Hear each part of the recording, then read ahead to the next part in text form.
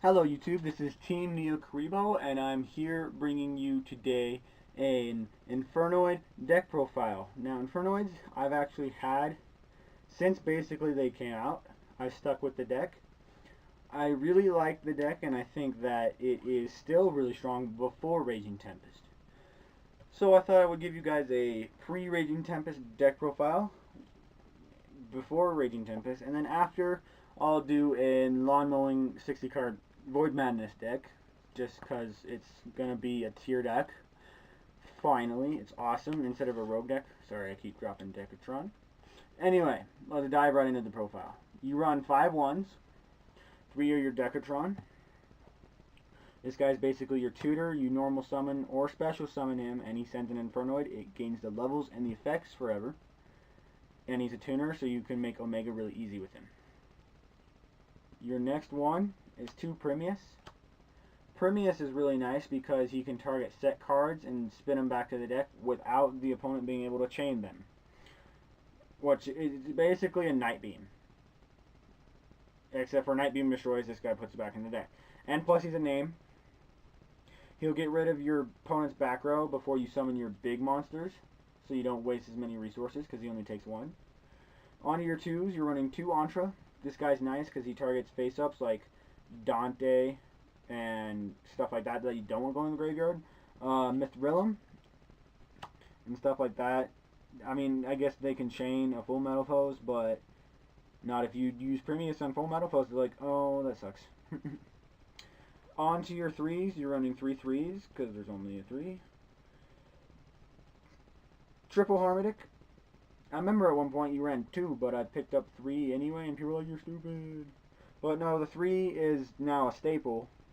He destroys a monster, and he's a key part in your Omega play. And they all have the effect they can be normal, special summoned. You should know this. And by banishing 1 Infernoid from your hand or graveyard. The small ones say 1, the big ones say 2, and the bigger ones say 3. Triple Petrella. This card's your MST of the deck. Again, it can bait out back row that you don't like to face. And then when he goes to the graveyard, it's just a name. And then on to your bigger guys. So that's it for the babies. We're running 3 Saitama's. 3 Saitama's because, like, if this guy didn't exist, the deck would be a lot worse. He's a non-targeting banish, so you can get over a bunch of stuff, which is kind of nice. I'm running 1 Anonku or Tondel just because he's there. Sometimes you can make a rank 8 play with Decatron. He's there. He's a name most of the time.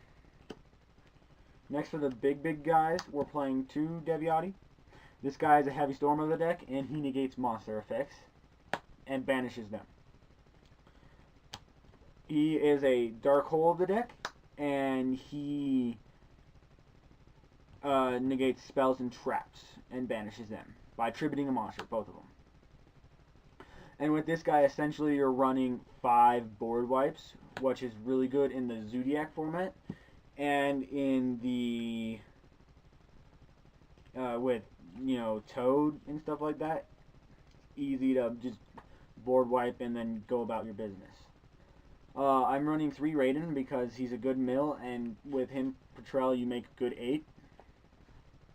Now, since this is a going second deck, that's it for the monsters, by the way.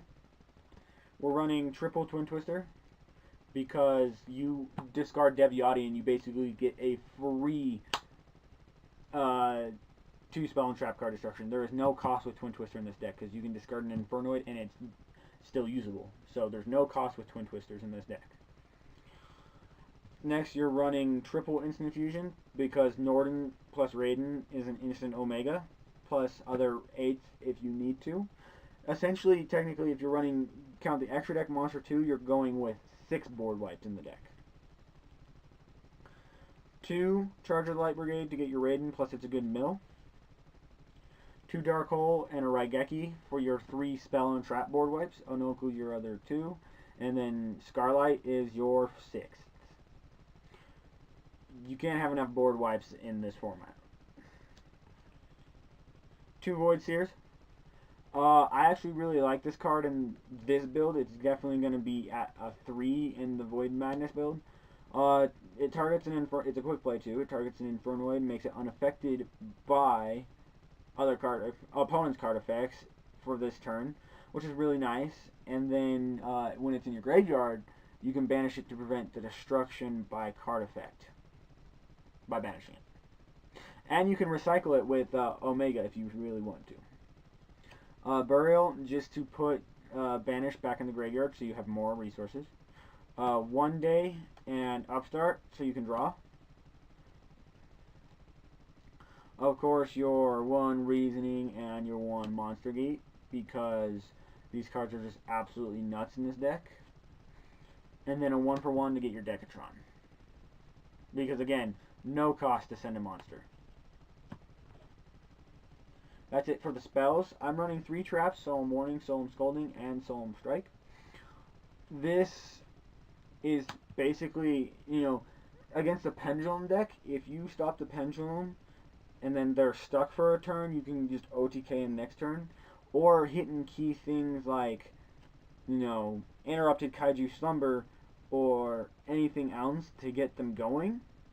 Now you gotta know when activated, of course, will, stop or slow the deck down enough to where you can just beat them over or set up such a board with Infernoids. Or hand loop them with Omega or whatever you want to do. This is also here to side out because if this deck does not do well against OTKs, its worst matchup is probably Mermail, because they just OTK so bad. So if you are facing Mermail or an OTK deck, side these out for Quaking or Drowning Mirror Forces. It's your choice, any combination of the above. Or anything else. These are side out cards against decks like that. Royal Decree can be placed in place of these if you're running Royal Decree on your side. But like I said, Quaking or Drowning Mirror Force is mainly these side outs. Or if you feel like you need these because you're playing an OTK Pendulum deck, then maybe side out Scolding and put in, or any combination. But that's why I'm running 3 souls. On to the extra deck, we're running 2 Omegas.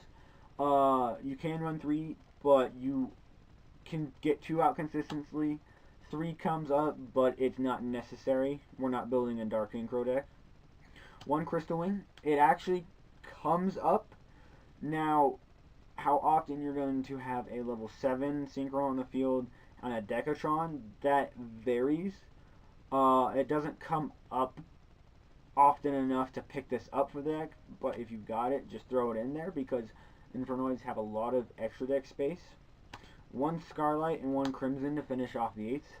This is your next board wipe, and I feel like Crimson is actually really good against decks that still summon monsters that aren't Xyz. Like Blue Eyes is really nice if you can get over one of their monsters. Sacred Wyvern is starting the 7s because he's good for an OTK. If you summon him with Raiden and a Harmodic,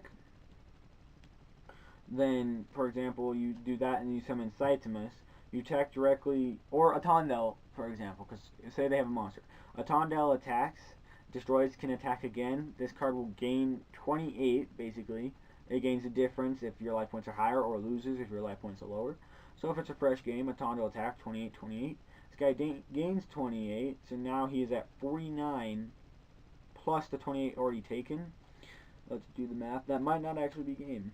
So 48 plus 20, or 49 plus 28 is 57, plus 2,000 is 77. They'd be left with 300.